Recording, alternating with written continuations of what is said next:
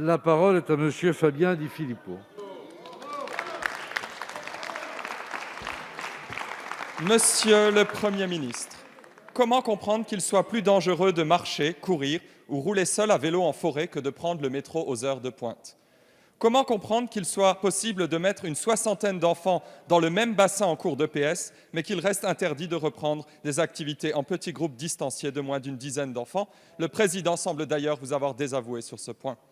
Je veux ici relayer l'incompréhension et la colère des acteurs du monde sportif amateur et de millions de pratiquants quotidiens de tous âges. Nous avons saisi la semaine passée, avec 45 collègues du groupe Les Républicains, la ministre déléguée au sport, car la règle du 1 heure, 1 kilomètre et l'interdiction de toute pratique associative sans le moindre discernement génèrent de graves problèmes. Premièrement, elles sont contre-productives du point de vue sanitaire, en concentrant les pratiquants sur les mêmes chemins, en aggravant les pathologies liées à la sédentarité et en pesant sur les capacités physiques de notre jeunesse. Deuxièmement, elles sont dangereuses du point de vue psychique et social dans un contexte anxiogène où l'isolement et le repli augmentent les symptômes dépressifs. Troisièmement, elles sont mortifères pour nos associations, dont les bénévoles travaillent d'arrache-pied à la survie et qui n'ont droit qu'au mutisme de la ministre et à des promesses d'aide qui représentent moins d'un tiers des 400 millions d'euros de pertes cumulées déjà, entre baisse massive du nombre de licenciés et absence totale de perspective de reprise dans laquelle vous les laissez. Notre appel a ainsi été relayé ce week-end par des centaines de milliers de pratiquants, clubs et fédérations partout en France. Des milliers de médecins y sont très favorables. Nos propositions sont responsables et elles sont indispensables à la bonne santé des Français et de nos associations. Ma question est donc très directe, Monsieur le Premier ministre. Quand allez-vous écouter ces propositions de bon sens et soutenir le sport français dans toute sa diversité? Merci. La parole est à monsieur Jean-Michel Blanquer, ministre de l'Éducation nationale, de la jeunesse et des sports.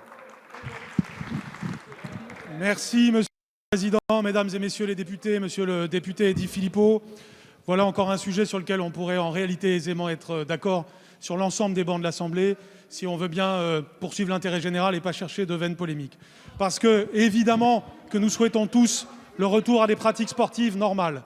Le sujet est d'actualité, vous avez raison aussi de l'évoquer aujourd'hui, puisque nous avons passé l'essentiel de la matinée avec le président de la République, le Premier ministre, le ministre de l'économie et la ministre déléguée Roxana Maracineanu sur ce sujet, avec les acteurs du monde sportif.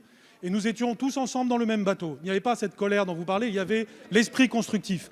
Les mesures qui ont été prises, elles ne l'ont pas été par plaisir, vous le savez bien. C'est comme d'autres mesures, c'est pour obtenir les résultats sanitaires que nous commençons à obtenir de façon responsable maintenant.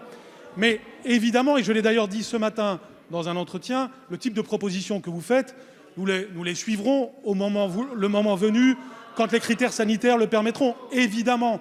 Donc, ce que nous faisons aujourd'hui, ce n'est pas du tout d'ignorer les difficultés du monde sportif, c'est de l'accompagner. Je rappelle qu'il y a eu déjà 3 milliards d'euros dans le cadre des mesures ordinaires qui ont permis d'accompagner le monde sportif. Ce matin, le président de la République a décidé 2 mesures qui sont extrêmement importantes. D'abord, un fonds de compensation pour le sport professionnel, parce que le Premier ministre a obtenu de la Commission européenne que nous puissions dégager 107 millions d'euros sur ce sujet. En second lieu, pour le sport amateur, nous mettons en place ce que nous appelons Pass Sport, c'est-à-dire une disposition qui va permettre aux jeunes de s'inscrire dans les clubs.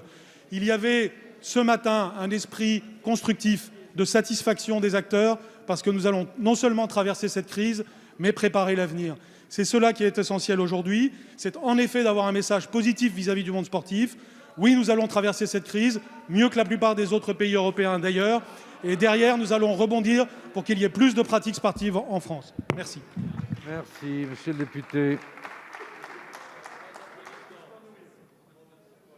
Monsieur le ministre, il ne faut pas ajouter des absurdités aux aberrations. Quand on soulève des incohérences très précises, quand on fait des propositions factuelles, ce n'est pas de la polémique. Comme sur les commerces, où vous finirez par suivre nos propositions, chaque jour qui passe, c'est du temps perdu pour la santé des jeunes générations.